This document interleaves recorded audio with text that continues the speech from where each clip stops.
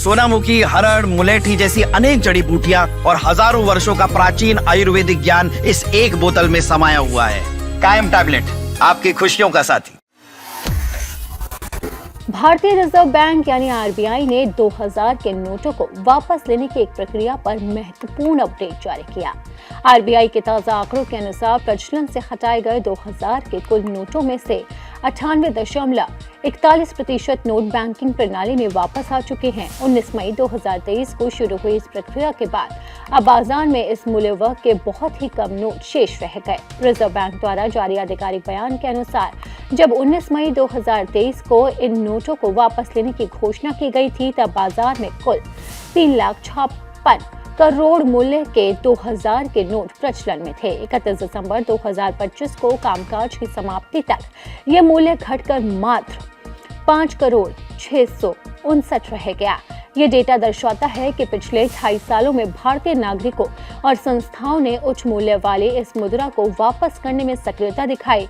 RBI ने साफ कहा है कि भले ही ये नोट अब आम लेन देन के लिए बैंक शाखाओं में स्वीकार नहीं किए जा रहे हैं, लेकिन ये अभी भी लीगल टेंडर में बने हुए हैं। नोटों को वापस करने की समय सीमा में कोई बदलाव किए गए हैं। देश की सभी बैंक शाखाओं में 2000 के नोटों को जमा करने या बदलने की सुविधा 7 अक्टूबर 2023 तक ही उपलब्ध थी। 9 अक्टूबर 2023 से भारतीय रिजर्व बैंक के 19 निर्मम कार्यालयों में व्यक्ति या संस्थाएं सीधे जाकर अपने बैंक खातों में नोटों को जमा कर सकते हैं। आम जनता के लिए प्रक्रिया को सुगम बनाने के लिए देश भर के किसी भी डाकघर से इंडिया पोस्ट के माध्यम से भी नोट भेजे जा सकते हैं। ये नोट सीधे आरबीआई के निर्गम कार्यालयों में भेजे जाते हैं और संबंधित व्यक्ति के खाते में राशि क्रेडिट कर दी जाती है। 2000 के नोटों को वापस लेने का निर्णय आरबीआई की क्लीन नोट पॉलिसी का हिस्सा था।